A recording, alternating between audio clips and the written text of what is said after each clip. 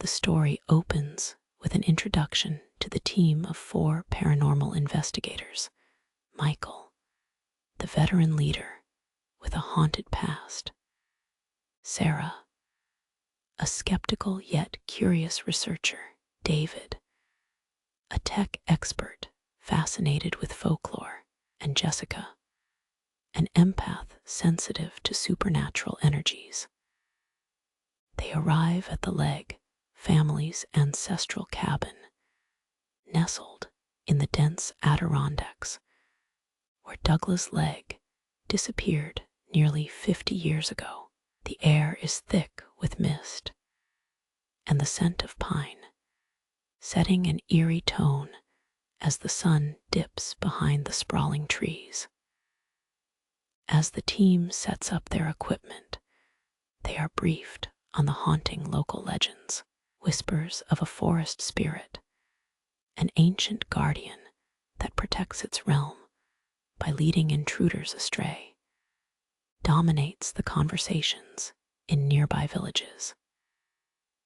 It is said that those who vanish are claimed by the woods itself, becoming part of its enchanted existence.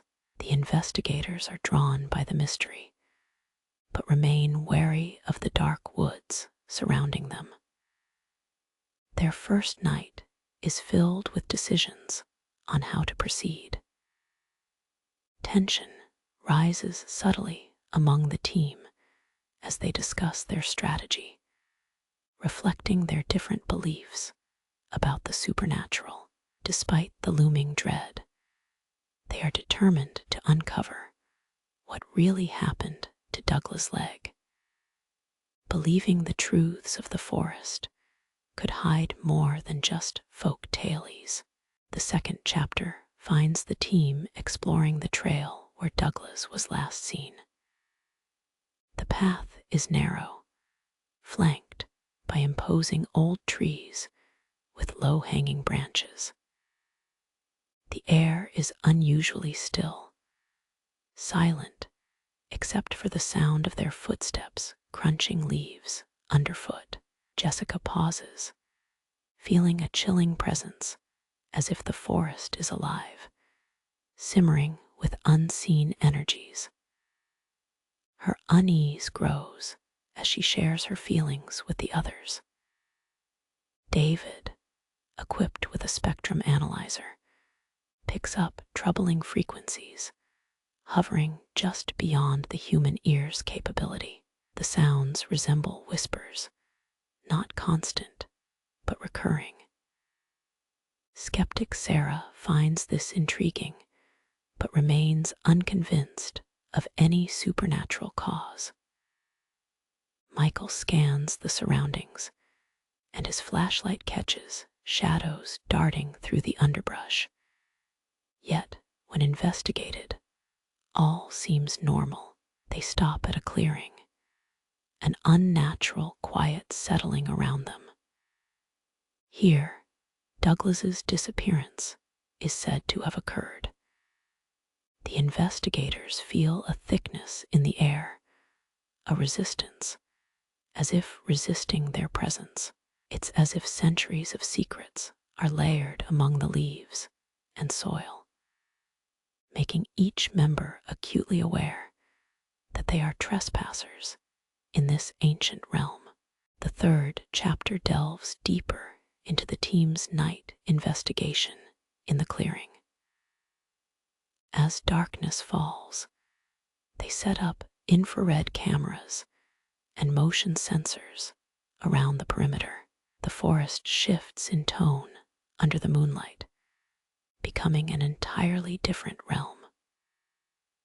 The cool glint of the moon casts ethereal patterns through the canopy, and the smell of damp earth intensifies their sensations. Jessica remains attuned to any supernatural influences, sensing mounting tension. She perceives faint whisperings that seem to weave through the trees, urging her away, instilling a primal fear. Her breath becomes visible in the cold air, despite it being summer, signaling a chilling presence drawing closer. The forest suddenly erupts in eerie laughter, a human voice blending seamlessly with the rustle of leaves. Yet, there's no one in sight. The team, now on edge, attempts to track the source, but the sound disperses in every direction. It seems the trees themselves are laughing, taunting them with knowledge only they possess. Here, the boundaries between the known and the unknown begin to blur. In the deeper hours of the night, the investigators gather in the cabin to review the footage recorded by the cameras. To their disbelief, the frames show ghostly apparitions weaving in and out of visibility, their forms distorting in the dim light, faces watching from the shadows, melting back into darkness whenever focused on, give the overt feeling of being followed. Sarah, finally swayed by the evidence, examines the footage carefully. Her rational mind grapples to explain the apparitions. They debate whether these could be tricks of light or something more sinister. David, fascinated and increasingly convinced by the lore, points out that the figures resemble descriptions of spirits often associated with protective forest deities in folklore. Just as dawn begins to pierce the horizon, an unsettling silence settles outside. It's too quiet, utterly devoid of the usual sounds of the forest awakening. Michael decides they must venture deeper to face whatever presence haunts the woods, believing it crucial to understanding Douglas's fate. They prepare to enter the forest's heart, where secrets lay buried beneath centuries of obscurity, their resolve cloaked in trepidation. Setting out deeper into the forest, the group follows an overgrown, seldom used path. The branches overhead form almost cathedral-like arches, and the ground is sticky with mud and creeping foliage. The atmosphere is claustrophobic, with tendrils of fog curling inward like reaching fingers. It feels as if the forest is closing in on them, guiding them forward with unseen intent. Jessica perceives more intense spiritual energies, a buzzing beneath her skin as she approaches an ancient oak. The tree stands larger and older than its neighbors, its trunk twisted and gnarled. Strange symbols are etched into the bark, some faded beyond recognition, others fresh, as though carved mere days ago. She shares this with the team, and they suspect these might be marks of passage or warnings left by previous trespassers. Michael calls for a moment, pointing out strange footprints in the damp earth barefoot, unlike theirs. They loop around, leading in nonsensical circles, only to disappear entirely. Despite the clear evidence of someone or something else present, second guessing creeps in.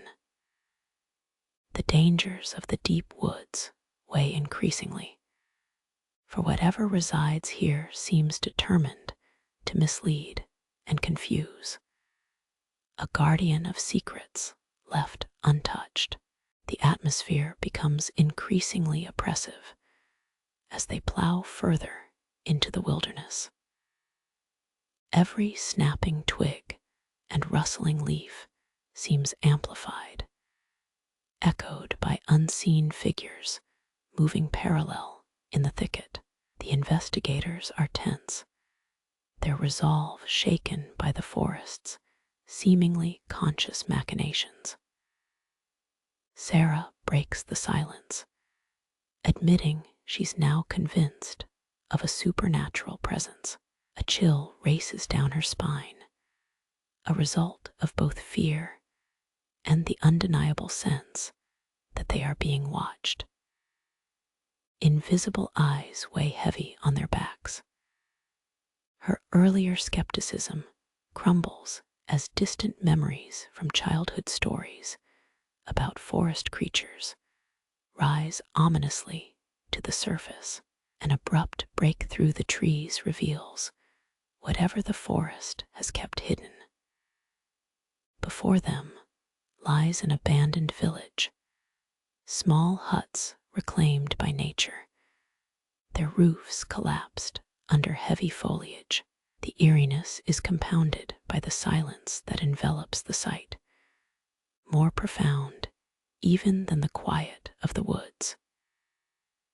It's as if the village itself is caught in time, trapped under the forest spell.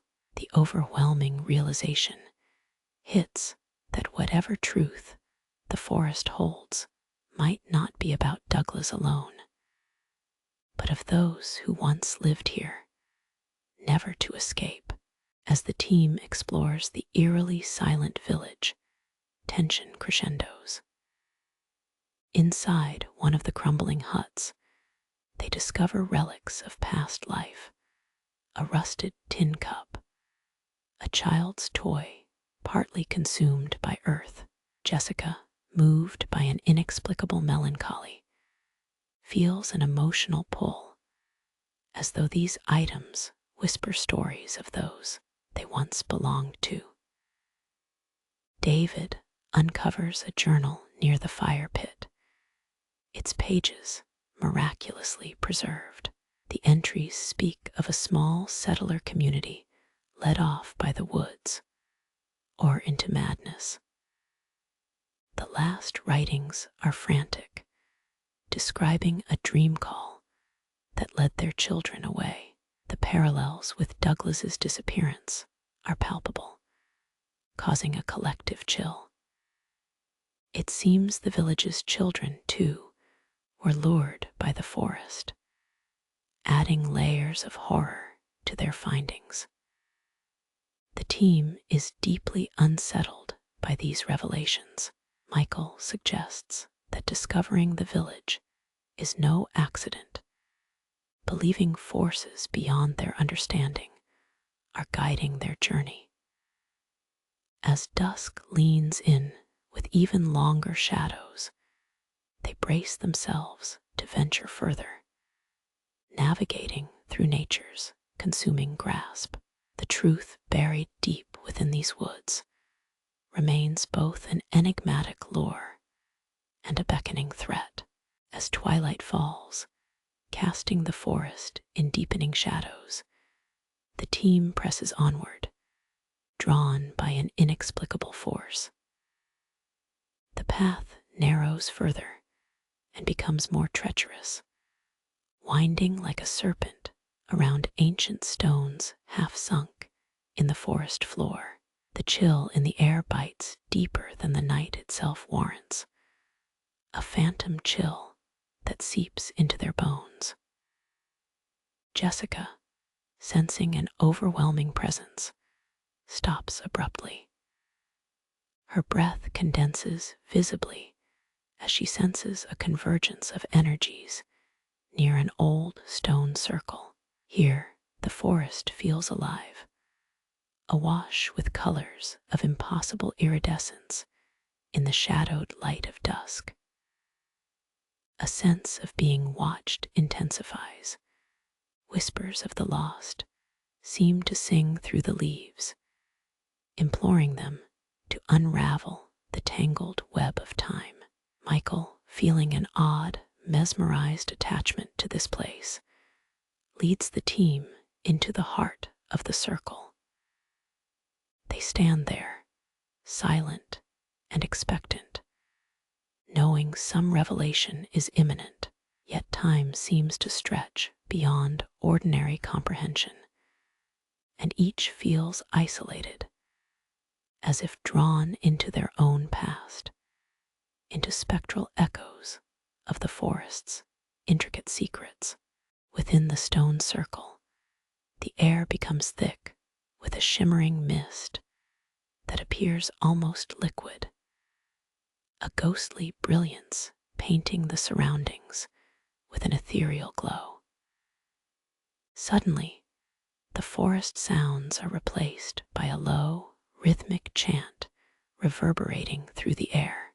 The source seems neither near nor far, as if the forest itself is chanting ancient prayers of protection or doom. The investigators stand transfixed as a vision materializes before them.